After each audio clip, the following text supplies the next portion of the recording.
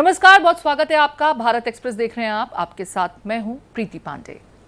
आतंक का साया अमरनाथ टू अयोध्या मंडरा रहा है। सीमा पार कर घाटी में बारूद की गंध घोलने के इरादे से घुसे आतंकियों पर नकेल कसने के लिए अब मोदी सरकार की आतंक पर तीसरी सर्जिकल स्ट्राइक की तैयारी है। आतंक के साए को मिटाकर घाटी में अमन का उजाला फैलाने के लिए सरकार हर संभव कदम उठा रही है। अपने इस सेगमेंट में हम आज आपको बताएंगे कि कैसे मोदी 3.0 आतंक के फन को कुचलने के लिए कड़े कदम उठा रही है। मोदी सरकार के तीसरे कार्यकाल के शुरुआत होते ही घाटी को दहलाने की फिर साजिश रची गई। जम्मू कश्मीर, रियासी, कठुआ और डोडा में एक के बाद एक आतंकी हमले हुए, जिसके बाद मोदी सरकार एक्शन में आ गई। पहले 13 जून को पीएम मोदी ने तमाम आला अधिकारियों के साथ समीक्षा बैठक की। इसके बाद 16 जून को गृह मंत्री अमित शाह एक्शन मोड में दिखे और जम्मू कश्मीर की सुरक्षा की तैयारियों को लेकर एक के बाद एक 2 बैठकें की, जिसमें एलजी मनोज सिन्हा और एनएसए अजीत डोभाल समेत तमाम सुरक्षा बलों के प्रमुख मौजूद रहे। आइए अब आपको बताते हैं ग्राफिक्स के जरिए कि बैठक के दरमियान गृह मंत्री अमित शाह ने घाटी की सुरक्षा को लेकर किन मुद्दों पर मंथन किया।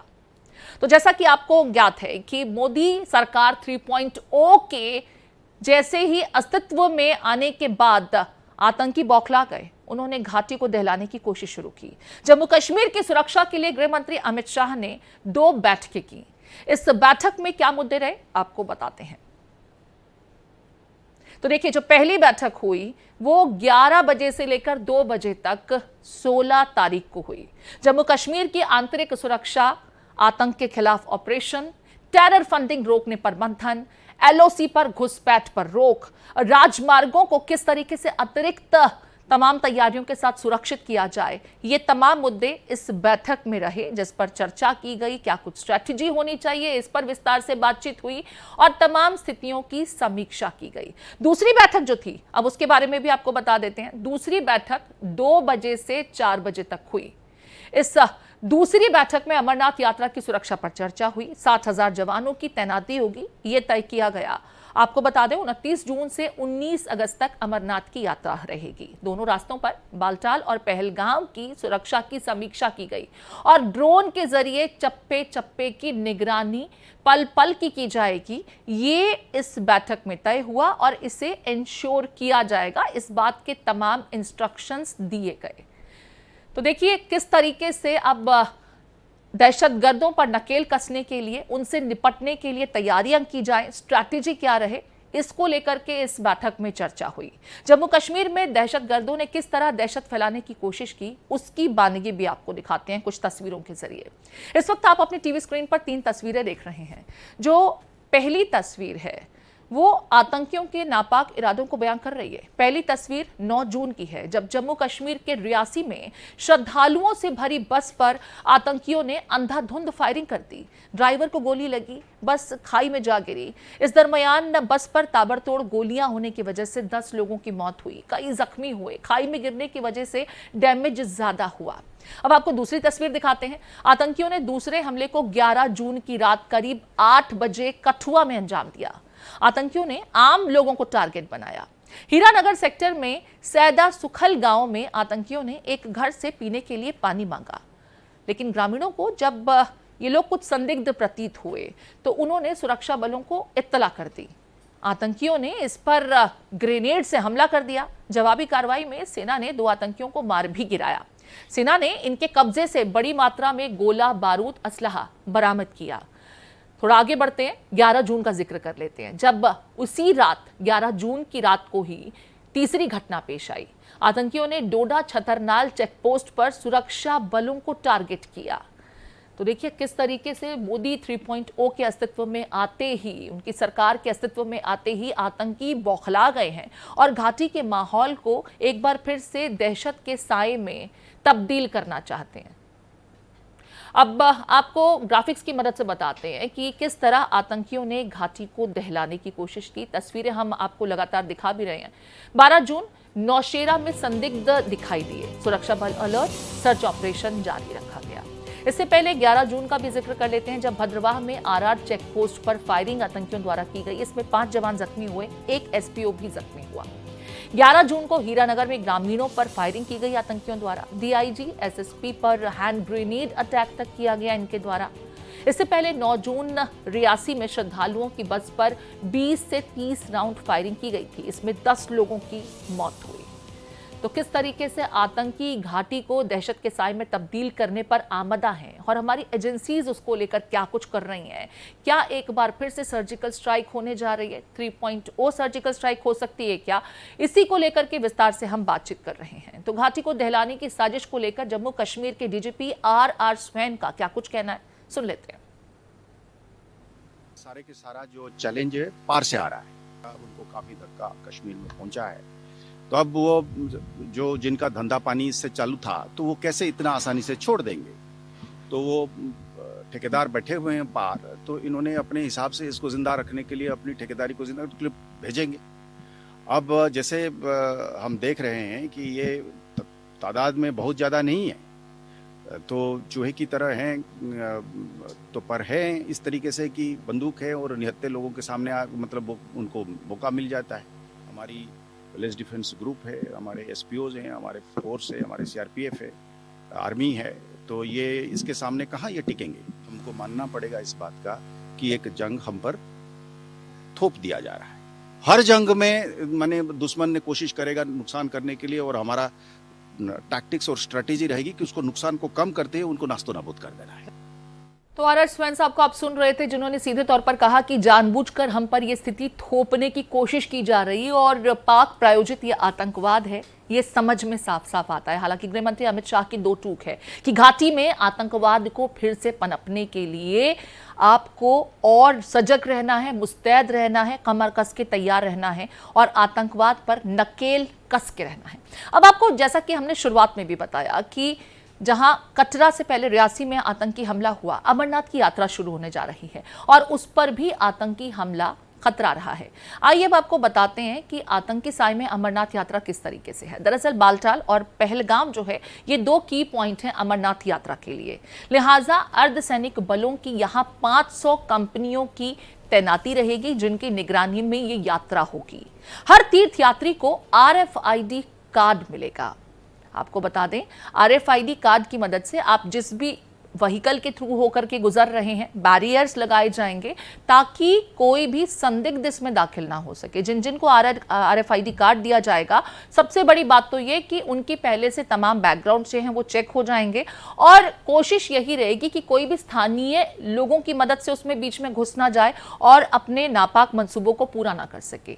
RFID कार्ड और बीमा कार्ड दिया जाएगा। हर तीर्थयात्री का 5 लाख का बीमा होगा। जी हाँ, 29 जून से लेकर 19 अगस्त तक अमरनाथ की यात्रा होने जा रही है। तो कोशिश ये, क्योंकि ये स्ट्रेच लंबा होता है और बालटाल और पहलगाम 2 की पॉइंट से जहां से ये यात्रा शुरू होती है, तो तकरीबन 500 कंपनियों की तैनाती की बात की गई है। इसके अलावा जैसा कि रियासी में भी देखा गया कि जो यात्रियों की बस थी उसे टारगेट किया गया और इनपुट्स यही हैं कि कहीं बीच में से रूट में घुसने की कोशिश करेंगे आतंकी, पिलग्रिम्स को जो है वो टारगेट कर सकते हैं। ऐसे में RFID कार्ड दिए जाएंगे, इनका बीमा भी कराए जाने की बात कही गई है ताकि कम से कम डैमेज हो और RFID की मदद से कोई भी ऐसे ही गाड़ी क्रॉस नहीं कर जाएगी जिसकी मदद से वो आगे जाकर के जो यहाँ पर पूजा के लिए जो पिलग्रिम्स जा रहे हैं उन्हें अपना निशाना बना सके। अजीत प्रताप मेरे साथ डिटेल्स के साथ जुड़ रहे हैं। अजीत का रुख कर लेते हैं। अजीत, स्ट्रैटेजी डिसाइड की गई है, फुल प्रूफ तैयारी भी है, बावजूद इसके क्योंकि इंटेलिजेंस इनपुट और हालिया दिनों में जिस तरीके से घाटी में अचानक से आतंकी गतिविधियां बढ़ी, ऐसे में बड़ी चुनौती एजेंसीज के सामने कि सफलतापूर्वक अमरनाथ यात्रा संपन्न हो और कोई डैमेज ना हो जानमाल का। बिल्कुल प्रीति, अमरनाथ यात्रा पर तो खतरा है ही है, लेकिन इसके साथ पिछले हफ्ते जिस तरह से घटनाएं हुई, 4 दिन में 4 घटनाएं हुई, तो पूरा जो अंतर्राष्ट्रीय बॉर्डर का इलाका है या सीमा के पास का इलाका है जो LOC बोलते हैं, लाइन ऑफ कंट्रोल, वहाँ पर चूंकि इस तरह की सूचना आ रही है कि काफ़ी संख्या में जो टेरर कैंप्स हैं वहाँ पर आतंकवादी तैयार हैं और इस तरह की घटना वो कोशिश कर रहे हैं कि कैसे भी इन्फिल्ट्रेट करें अंदर, क्योंकि अंदर ज़्यादा आतंकवादी नहीं है, वो हैं भी तो गिनी चुनी संख्या में है। लेकिन अमरनाथ यात्रा जैसा कि आपने बताया कि 29 जून से 19 अगस्त तक चलेगी, लगभग 52 दिनों तक ये यात्रा चलेगी और 52 दिनों तक पूरी तरह से उनकी, चाहे वो बालटाल हो, चाहे वो पहलगाम हो, चाहे वो अमरनाथ गुफा हो, यानी हर जगह उसको कवर करना एक बड़ी चुनौती सुरक्षा बलों के लिए। इसीलिए कल जिस तरह से बैठक की गई है गृह मंत्री के द्वारा और सब उसमें मौजूद रहे, कोशिश अब सरकार की यही है कि जहाँ जहाँ आतंकवादी हैं उनको चुन चुन कर ढूंढा जाए और उनको एलिमिनेट किया जाए। चूँकि कवर देने से बढ़िया है कि सीधे एक ऐसा अभियान चलाया जाए कि उनका जड़ से सफाई किया जाए। और इसीलिए कल देखिए बैठक हुई और रात में मुठभेड़ में एक आतंकवादी मारा गया और आज सुबह एक सूचना मिली है कि पुलिस ने एक आतंकवादी को पकड़ा है जो कि पाकिस्तानी आतंकवादी है, जाकिर मीर नाम है उसका और कराची का रहने वाला है। उसके बारे में भी ज़्यादा जानकारी अभी सामने आएगी। तो अब जो सरकार का निर्देश है कि अभियान चलाया जाए सीमा के आसपास के इलाकों में, और जिस तरह से डोडा, कठुआ, रियासी इन इलाकों में जिस तरह से हमले हुए, तो ऐसा लगता है कि इन इलाकों में काफ़ी जंगल भी हैं और जंगल में अब स्ट्रेटजी रहती है आतंकवादियों की कि जंगल से बाहर निकल कर हमला करो और फिर वापस जंगल में चले जाओ। तो कुल मिलाकर फिलहाल ये एक बड़ी चुनौती सुरक्षा बलों के लिए कि 52 दिनों तक जो अमरनाथ यात्रा चलेगी और ख़ास करके जंगली और जो दुर्गम इलाका है, अगर वहाँ से आतंकवादी निकलते हैं तो एक बड़ी चुनौती सुरक्षा बलों की। यहाँ पर जो इनपुट्स आए हैं, जो सरकार की तरफ से तमाम जो सुरक्षा की स्थिति है उसकी समीक्षा की गई है, जो इंतजामात हैं उनकी समीक्षा की गई है। बड़ी बैठक हुई केंद्रीय गृह मंत्री की अध्यक्षता में। यहाँ पर अजीत, मैं आपसे समझना चाहती हूँ, जैसा कि आपने खुद भी कहा कि दुर्गम इलाका है और रात के अंधेरे का फायदा ये आतंकी ज्यादा उठाने की कोशिश करते हैं। हालांकि कुछ यहाँ पर मैकेनिज्म इंट्रोड्यूस किए जाने की बात भी की जा रही है कि RFID कार्ड दिया जाएगा, यानी कि जगह जगह पर चेकपोस्ट और बैरियर लगाए जाएंगे और जिनके पास RFID होगा उन्हें आगे बढ़ने की इजाजत दी जाएगी। लेकिन क्योंकि पहाड़ी इलाका है, दुर्गम इलाका है और हर एक पॉइंट पर तो आप बैरिकेड्स लगा नहीं सकते, ये मुमकिन नहीं है। फिर भी सुरक्षा बलों की संख्या बढ़ाए जाने की बात की जा रही है और दुर्गम इलाकों में हाई विजन कैमरा से जो लैस ड्रोन है उनकी मदद से सुपरविजन की बात भी की जा रही है कि कितने इफेक्टिव हो सकते हैं मैकेनिज्म्स।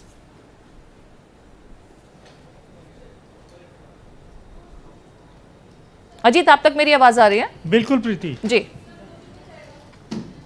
अजीत, RFID और साथ में ड्रोन के जरिए हाई विजन कैमरा की मदद से दुर्गम इलाकों की मॉनिटरिंग, ये जो दो यहां पर इंट्रोड्यूस किए गए हैं इस बार अमरनाथ यात्रा को लेकर के सिस्टम, इससे कितना फर्क पड़ेगा? कितनी कोशिश हो सकेगी कि इस तरह के आतंकियों को रोका जा सके, समय रहते कंटेन किया जा सके?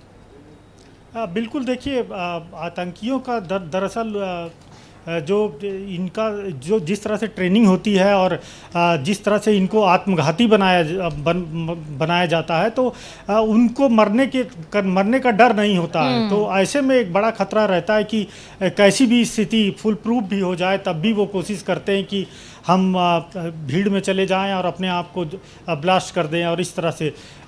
तो ये सबसे बड़ा खतरा है। बाकी अगर बंदूक से वो फायर करते हैं या किसी अन्य हथियार से करते हैं तो उसके लिए तो सुरक्षा निश्चित तौर पे उसको अच्छा बनाया जा सकता है। लेकिन यदि आत्मघाती जत्था इनका अगर आ गया और उसको अपनी जान की परवाह नहीं रहती है तो इससे बड़ा खतरा है। लेकिन फिर भी कल जिस तरह से मैराथन मीटिंग की गई है, जिस तरह से निर्देश दिए गए हैं, आज जिस तरह से CDS अनिल चौहान दौरा कर रहे हैं जम्मू कश्मीर का और वो एक बैठक करेंगे, पूरी जो अमरनाथ यात्रा की तैयारी है उस पर भी वो बैठक करेंगे और उसके बाद किस तरह से अमरनाथ यात्रा को पूरी तरह से सुरक्षा देना, बिल्कुल फुल प्रूफ सुरक्षा ये तय करना बहुत जरूरी है अमरनाथ यात्रा से पहले। बने रहिए अजीत। इस बीच अपने दर्शकों को बता दें कि जम्मू कश्मीर से बड़ी खबर आ रही है, जहां बांदीपुरा में सुरक्षा बलों और आतंकियों के बीच मुठभेड़ हुई। आरागाम इलाके में सुरक्षा बलों और आतंकियों के बीच ये मुठभेड़ हुई। मुठभेड़ में सुरक्षा बलों ने एक आतंकी को ढेर कर दिया, एक आतंकी न्यूट्रलाइज कर दिया गया। तो देखिए, बांदीपुरा में सुरक्षा बलों और आतंकियों के बीच मुठभेड़ की खबर जो आरागाम इलाके में हुई और इस दरमियान सुरक्षा बलों ने एक आतंकी को ढेर कर दिया। इलाके में बताया जा रहा है कि एक और आतंकी छिपा हुआ है, जिसको लेकर के सुरक्षा बलों का सर्च ऑपरेशन जारी है। तो देखिए, लगातार जैसा कि अजीत भी बता रहे हैं कि घाटी में कुछ आतंकी हैं जो पाकिस्तान से सरहद क्रॉस करते हुए इन्फिल्ट्रेट कर चुके हैं। जंगल के इलाकों का इस्तेमाल करते हुए ये खुद को छिपाते हैं और रात के अंधेरे का इस्तेमाल करते हैं ताकि अटैक को अंजाम दे सकें। ऐसे ही एक इनपुट बांदीपुरा इलाके में सुरक्षा बलों को मिला और इस पर जब काम किया गया तो आतंकियों और सुरक्षा बलों के बीच आरागाम इलाके में मुठभेड़ की खबर अब सामने आई, जिसमें सुरक्षा बलों ने एक आतंकी को न्यूट्रलाइज भी कर दिया है। हालांकि अभी भी इलाके में एक आतंकी छिपा हुआ है, जिसको लेकर सर्च ऑपरेशन लगातार चलाया जा रहा है। अब देखिए, इन तस्वीरों के जरिए इस इलाके की टोपोग्राफी को देखिए, स्थिति को देखिए, समझना कतई मुश्किल नहीं है कि कितना मुश्किल होता है इस तरह के पहाड़ी और जंगलों से घिरे इलाके में किसी को धर दबोचना। और आतंकी इसी की ट्रेनिंग लेकर के खुद को हाइड रखने की तैयारियों के साथ सरहद पार करके यहां पहुंचते हैं। मकसद यही कि घाटी का माहौल दहशत में तब्दील किया जाए और अपनी इन कोशिशों में 4 बार वारदातें इनके द्वारा अंजाम दी गई। हालांकि कुछ ऐसी ही कोशिशों को नाकाम भी किया गया। बांदीपुरा उसकी बानगी, जहां पर सुरक्षा बलों और आतंकियों के बीच मुठभेड़ हुई, एक आतंकी न्यूट्रलाइज किया गया, दूसरे की धरपकड़ के लिए सर्च ऑपरेशन जारी। बांदीपुरा मुठभेड़ की तस्वीरें भी हम आपको दिखा रहे हैं। सर्च ऑपरेशन अभी चल रहा है। हालांकि देखिए, एक आतंकी इस दरमियान एजेंसीज के एक्शन के बाद न्यूट्रलाइज कर दिया गया, लेकिन उसका जो दूसरा साथी है अभी भी हमारी सुरक्षा बलों की जद से दूर है। उसकी धरपकड़ के लिए प्रयास किए जा रहे हैं। सर्च ऑपरेशन देखिए, ड्रोन की मदद से, जैसा कि मैंने शुरुआत में भी कहा कि हाई विजन कैमरे के जरिए, ये ड्रोन की मदद से दुर्गम इलाकों तक चेक किया जाता है कि कहीं कोई छिपा हुआ तो नहीं है। जंगल के जो पेड़ इत्यादि हैं उसका फायदा उठाकर खुद को हाइड करने की कोशिश तो नहीं करते हैं। और वहीं इस बीच आज सीडीएस अनिल चौहान जो हैं वो जम्मू जा रहे हैं, क्योंकि अमरनाथ यात्रा बस शुरू होने को है, ज़्यादा दिन बाकी नहीं बचे हैं। ऐसे में सुरक्षा की स्थितियों का मुआयना भी करेंगे, समीक्षा करेंगे, तमाम इंस्ट्रक्शंस देंगे। तो जम्मू कश्मीर आज जा रहे हैं सीडीएस अनिल चौहान। आतंकी घटनाओं के बीच उनका ये जम्मू में दौरा रहेगा। नगरोटा में सुरक्षा को लेकर के उनकी महत्वपूर्ण बैठक होने जा रही है। 16 कोर हेडक्वार्टर्स में आज शाम को ये बैठक होगी। तो आतंकी घटनाओं के बीच सीडीएस अनिल चौहान का जम्मू दौरा आज होने जा रहा है। नगरोटा में सुरक्षा को लेकर के उनकी महत्वपूर्ण बैठक होगी, जो 16 कोर हेडक्वार्टर्स में शुरू होगी। शाम को ये मीटिंग शुरू होने जा रही है, जिसमें एंटी टेरर ऑपरेशन की समीक्षा करेंगे सीडीएस अनिल चौहान। तो किसी भी तरीके से आतंकियों के सामने कमजोर नहीं पड़ना है। हमारी सुरक्षा और मुस्तैद कैसे हो, सजग कैसे हो और स्ट्रांग कैसे हो, आतंकियों के तमाम मंसूबों पर पानी कैसे फेरा जाए, बल्कि आतंकियों की धरपकड़ कैसे की जाए, इन तमाम विषयों के लेकर के आज सीडीएस अनिल चौहान की बड़ी बैठक होने जा रही है। नगरोटा में ये बैठक होगी। मेरे साथ लगातार अजीत बने हुए हैं, अजीत का मैं रुख कर रही हूं। अजीत, यहाँ पर सीडीएस अनिल चौहान, जिसका जिक्र आप भी कर रहे थे, आज वो जा रहे हैं नगरोटा में, महत्वपूर्ण बैठक होगी, समीक्षा होगी सुरक्षा के तमाम तैयारियों को लेकर के। और मुझे लगता है कि जो बैठकें हुई हैं यहाँ दिल्ली में, यहाँ से कुछ ऐसी चीजें जिसकी जानकारी तो जाहिर है सुरक्षा के लिहाज से साझा नहीं की गई, लेकिन उसको आगे जाकर इंप्लीमेंट वहां जरूर किया जाएगा। बिल्कुल प्रीति, साफ निर्देश हैं गृह मंत्रालय के और गृह मंत्री अमित शाह के कि आतंक को इस बार जड़ से उखाड़ फेंकना है और कोई चाहे जैसे कदम उठाने पड़े, जितने भी सख्त कदम उठाने पड़े, ये इसके लिए तैयार रहना है। और सिर्फ जम्मू कश्मीर में ही नहीं, अगर ज़रूरत पड़ी तो फिर दूसरे देश में भी घुसकर, यदि पता चला, जानकारी मिली कि वहाँ पर आतंकवादी इकट्ठा हैं टेरर कैंप्स में, तो घुसकर भी मारा जा सकता है। तो ये एक बड़ी एक तरह से फ्री हैंड दिया गया है मंत्रालय की तरफ से। लेकिन सबसे अहम बात वही कि जो अंदर बैठे हुए हैं, छिप कर बैठे हुए हैं, उन्हें किस तरह से ढूंढा जाए, क्योंकि वो उनको, जिसको मौत की परवाह नहीं रहती है, और इस तरह से वो अगर धार्मिक यात्राओं पर हमले करने लगेंगे तो निश्चित तौर पर उससे फिर नुकसान होना लाजमी है। लेकिन फिलहाल जिस तरह से अब कल की बैठक की गई और जिस तरह के निर्देश दिए गए हैं, ऐसा लगता है कि शायद अब सेना, जम्मू कश्मीर पुलिस और पैरामिलिट्री फोर्स एक संयुक्त अभियान के जरिए, बिल्कुल इनपुट से ये भी है कि कुछ बड़ा होने वाला है। लौटती हूं अजीत आपके पास में। इस बीच अपने दर्शकों को बता दें कि रियासी में जो आतंकी हमला हुआ उसको लेकर के एनआईए अब एक्शन में है। रियासी आतंकी हमले की जांच एनआईए करेगी। गृह मंत्रालय ने मामले की जांच का जिम्मा एनआईए को सौंपा है और एनआईए ने इस संदर्भ में यूएपीए यानी कि अनलॉफुल एक्टिविटीज प्रिवेंशन एक्ट के तहत एफआईआर भी दर्ज कर ली है। मामले की पहली एफआईआर दर्ज कर ली गई है एनआईए द्वारा। रियासी में हुए आतंकी हमले, इसमें 10 लोगों की मौत हो गई थी, कई लोग जख्मी हुए थे, ड्राइवर को गोली लगी, बस खाई में जा गिरी, कई लोग जख्मी हुए और ताबड़तोड़ आतंकियों द्वारा इस दरमियान बस पर फायरिंग भी की गई थी, जिसमें कुछ लोगों की मौत तक हुई थी। इस पूरे मामले की इन्वेस्टिगेशन अब एनआईए करेगी। आपको बता दें, शिवखोड़ी तीर्थयात्रियों पर यह हमला हुआ था जो वैष्णो देवी की तरफ आगे बढ़ रहे थे। इस दरमियान रियासी में बस को घात लगाकर आतंकियों द्वारा हमला किया गया, ड्राइवर को गोली मारी गई और जैसे ही संतुलन बिगड़ा बस खाई में जा गिरी। इससे पहले ताबड़तोड़ फायरिंग की गई थी जिसमें कई लोग जख्मी हो गए थे। एनआईए को अब मामले की इन्वेस्टिगेशन का जिम्मा सौंपा गया है। यूएपीए के तहत एनआईए ने एफआईआर दर्ज कर ली है और अब जो है इन्वेस्टिगेशन एनआईए द्वारा इस पूरे मामले में की जा रही है।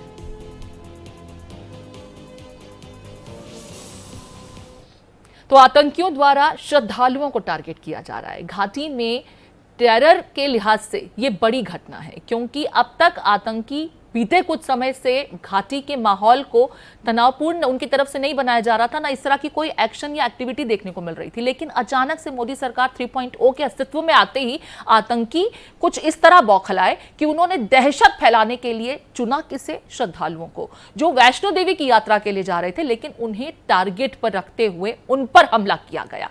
आइए आपको बताते हैं ग्राफिक्स की मदद से कि रियासी आतंकी हमले के उस आतंकी का स्केच कैसा है जो चश्मदीदों की मदद से बनाया गया। ये तस्वीर देख लीजिए, श्रद्धालुओं की मदद से जो उस हमले में जख्मी हुए, जिन लोगों ने उन लोगों को देखा जो बस पर ताबड़तोड़ गोलियां चला रहे थे, उनकी मदद से ये स्केच तैयार किया गया। इस घटना में 10 श्रद्धालुओं की मौत हो गई थी, कई लोग जख्मी हुए, बस खाई में जा गिरी। तो श्रद्धालुओं का गुनहगार स्केच तैयार किया गया एजेंसीज द्वारा लोगों की मदद से और इनाम दिए जाने की बात कही गई। जम्मू कश्मीर पुलिस ने आतंकी का स्केच जारी किया, सुराग देने वाले को 20 लाख रुपए के इनाम देने की घोषणा की गई। हिरासत में कुछ लोग लिए गए, 200 लोगों से अब तक इस संदर्भ में पूछताछ हो चुकी है।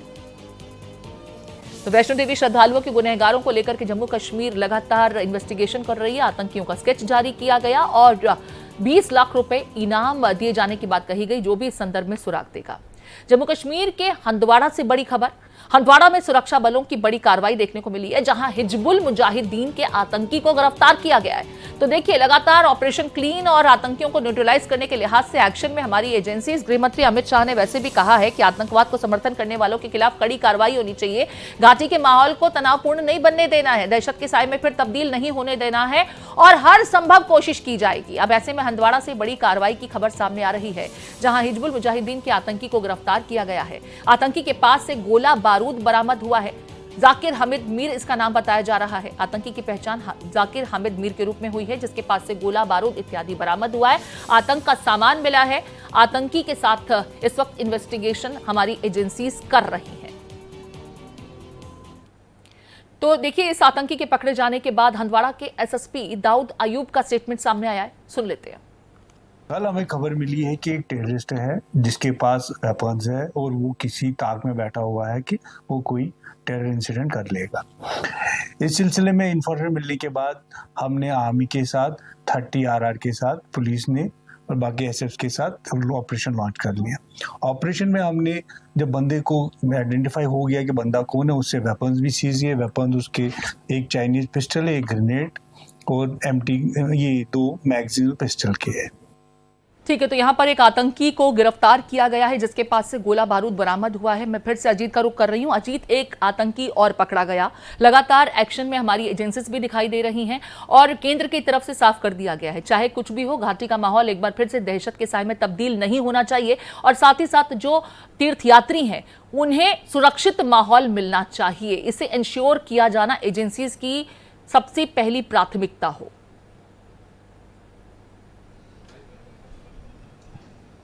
अजीत, आप तक मेरी आवाज पहुंच रही है?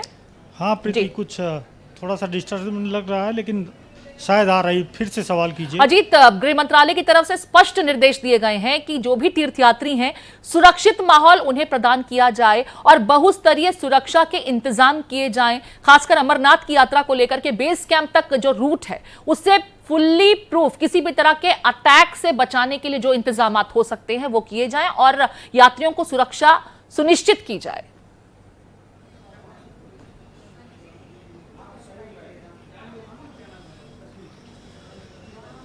ठीक है, मुझे लगता है अजीत तक मेरी आवाज नहीं पहुंच रही है। इस बीच अपने दर्शकों को बता दें ये तस्वीर भी ये गिरफ्तारी हुई है,